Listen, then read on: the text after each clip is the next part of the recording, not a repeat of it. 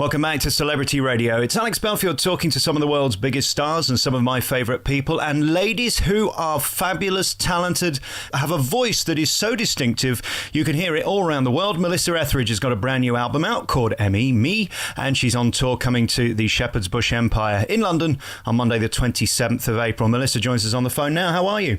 Oh, I'm just fabulous. Do you know what it is about you? In a sea and a tsunami of dullness, your voice is so magical and rich. You can't really be trained that, can you? You just got it. I had it so early that the first church choirs I was in, the church, the director used to put me in the back because I didn't know what to do with my voice. And I've just been singing since I was, 10, 11 years old, and it's just never changed.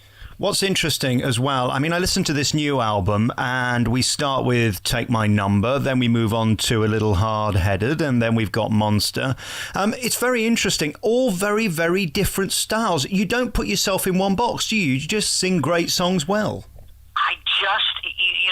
I grew up in the Midwest of America where we had one radio station that played everything, played rock and roll, played Led Zeppelin, played Marvin Gaye, played, Loretta Lynn. It was all together, so I didn't feel like there was any boundaries, and I loved all this kind of music. And this is my first record that is on an independent label, so I was in charge of all of this, and I wanted to branch out, yet keep the rock and roll soul that is myself in all these different collaborations. And so that was probably my favorite part of this album was the collaborations. What's interesting as well, when I see you perform live, and I've spent a lot of time in America and you see you on different programs, there's something about your eyes that you seem to go into this magical place. Where are you when you're on stage singing? Okay, I'm just loving you right now.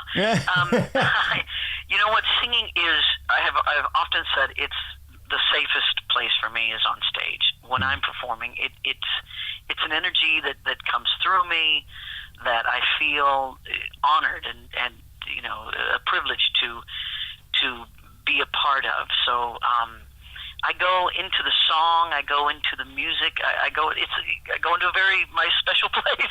So I just love it. Thank you. Is it totally safe for you as well in a world that can be quite depressing at times? Is it a place of just complete solitude and happiness for you? It makes perfect sense to me on stage. I've never understood what stage fright is. I have always felt that an audience was always on my side, that I was honored. My father, who used to drive me around from gig to gig when I was a kid, he always told me, be grateful for your audience. They don't have to be there, and so I've always had such a gratitude, and it's just gone both ways. It's a wonderful place for me. Last night was the Grammys, and I watched it thinking of you. You've been there, you've done that. What kind of feeling is it, firstly, to sit there in the audience waiting to find out if you're the one, and secondly, have to impress all those other people by performing in front of them? Well, I tell people that, I've won 2 Grammys, but I was nominated 17 times, so I've lost 15. So you're a bigger loser than you are winner, really. Yes, there's just nothing like sitting not the one right now. Thank you. It's a funny place, and I certainly don't, make my music for awards or anything, but it's fun when it happens, and even when I lose, 10 years ago, my most, famous performance probably was on the Grammys when I was, in treatment in chemotherapy and was bald, and it just, I didn't win that year yet. I was the biggest winner from that performance. Yeah. And of course, we look at that was 2004. Some 10 years on, firstly, how are you now? That was such a turning point in your life, wasn't it? And I think it made people love you even more with your bravery and your ability to sort of overcome it and say, I won't be beaten by this. Oh, absolutely. I learned so much about health. I'm 10 years cancer-free and healthier than ever. It's about, what I eat and what I do, and it's about what I think. And I made some choices 10 years ago and have stuck with them, and I'm happier and healthier than I've ever been. What was the point in your career when you thought, I think I've made it, this is going to be okay now, I won't have to go and work in McDonald's? I don't know if I've reached that point. No. You know what? I knew that even before I got a record deal. I was able to work in restaurants, in bars, anywhere there's live music, I was able to go. So I always felt like I could make a living in music, and I'm just so grateful to make it on such a large scale now. That's fine, and I love feeling that I have a place in music, no matter what. I love going to see shows in America. Before the show even starts, the Americans are cheering and whooping and clapping as if it's amazing. Over here, we sit there with our arms crossed and wait for you to be brilliant. Is there a difference from your perspective? Oh, absolutely. The English audience is always... I mean, I'm still, underground here. I've never had the success on this side of the pond as I have in America, the commercial success. Yet the fans here can... I have seen them over the last 25 years really grow warmer and more excited, and they're right with me from the very beginning. I do enjoy the English fans. And of course, you're very outspoken. You're a fighter. You're a lady who says what you think. And of course, you promote your beliefs. I love the fact you've put yourself on the line many times. It's much easier, isn't it, to say nothing and not have an opinion to be liked by everybody than actually have one.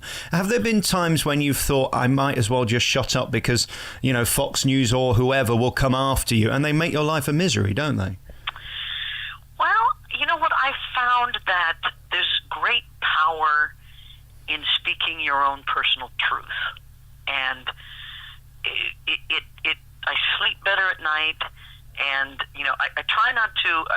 I've never been one to judge someone else or tell anyone how they should live. That's not where I'm coming from. But when asked, I will stand up and speak about my life and my my own existence in this world, whatever it might be, and I will speak the truth about it. And the feedback that comes back from that, every time a young person comes up and says, you saved my life, you were, and whether it's LGBT or cancer or whatever it is, it's worth whatever the bad feedback might be. Yeah.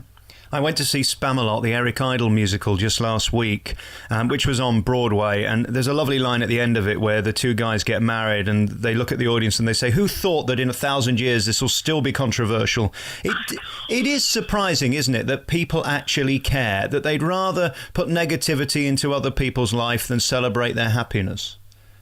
Well, I think that the sexual paradigm is interesting. How much fear there has been, and how much just 20 years ago didn't even talk about sexuality, yet it was the main driving force in entertainment. It was this this dichotomy that sort of drove us mad. Is something we all do, yet we're not supposed to talk about it, yet there's certain rules of how we do it. And to break those taboos, to go, hey, for thousands of years, since the beginning of time, there has been, homosexual relationships. This is a part of nature. This is and it's very hard to break through that, and it's changing a whole paradigm. And in the last 20 years, I've seen a great change happen. So it's moving in the right direction. And in terms of your happiness now, does it get any better than being an artist that is, in terms of awards fulfilled, in terms of critical acclaim fulfilled, privately fulfilled, health-wise doing better than anyone could have ever expected? Are you in a good place now? I'm in a fabulous place, and the thing is, I still put the dreams out in front of me. I still put the goals out. One of them is here in Great Britain is making more of a name for myself here. That's a goal of mine. That's something I want to do, and it keeps me alive, keeps me going. And yes, I'm very happy to still be making music. That to me is success. When I look at your live performance, I wonder how you feel at the end of it, because you seem to give all of yourself. Vocally, how tired are you? Physically, how tired are you? Well, that was a big lesson for me about health, and my voice is better, and I'm physically more fit now since I've really taken on health as a priority. I'm so much better than I have been, and so it does require. It's so not rock and roll, but when I am on tour, I have to eat well. It's about what I eat, and it's about sleep. So, I'm not out there drinking all that. Not the rock and roll lifestyle for me, yet it helps me. It keeps me in shape so I can get on stage and deliver the rock and roll like I love. You've done some of the biggest arenas in America, and you've done some of the greatest TV shows as well. I wonder what pressure there is on you to sound like Melissa Etheridge when you wake up in the morning. If you start and you've got that bit of a cough or a throat, how do you deal with the sort of psychology of that? Well, it's when I speak truthfully and when I trust myself, and when I know I've been taking care of myself, I feel I can step into any situation, and I'm at my best. I approach it like an athlete probably approaches, their work. You got to keep in shape. And then when we look at this new album, I hear you played all over America. I just got back from 3 weeks in January, and you're there. Is it interesting to you that probably way after you've gone, they'll still be playing your tunes? Because they are timeless, and people do love them, and they've got no sign of going anywhere, have they? That's a bit strange. Oh, no, that's just the greatest. That's just the greatest compliment. I love looking out in my audience, and, I see my fans who are as old as I am now and older. I've got some gray hair out there, it's fine. And then I look out, and there's the young crowd. There they are. They're the ones who have searched out, found me, who love music that moves them, and the songs continue. Either they grew up with it in their family. My favorites are the mother-daughters, father-sons, the generations that come see me. I think that's just priceless. I find your music incredibly moving because it's so soulful and from the heart. I mean, you call it rock music, I suppose it is, but it's much more than that, isn't it? How do you describe yourself, or do you just say, I'm a singer? It's funny. I use the term rock and roll because it just seems to be the closest, but I again, was never one to try to fit into any box, to fit into any genre or category, and sometimes it gets lonely, but I think that's where my longevity comes from, so I feel very fortunate. For me, you're sort of the Janis Joplin of our generation. You've got that incredible tone that will never be repeated. Do you think about your gift, or do you ever consider how blessed you are to have that voice, or do you just not think about it? Oh, I'm so grateful, so very grateful, and I've only recently, in the last few years, really started to realize how recognizable my speaking voice is. I mean, I will be in a restaurant or a grocery store or something, and I'll talk, and people will turn around and look at me, and they recognize me more through my voice than seeing me. So I'm just extremely grateful. If this radio thing doesn't work playing the tunes, what about actually being the presenter on the radio? I mean, you'd make a fabulous DJ. Late Night Love with Melissa, something like that. You are. Well, I actually a couple of years ago gave it a try. I had I had the Melissa Etheridge radio show for a little bit in America, and it was fine. Just a lot of work with not a lot of.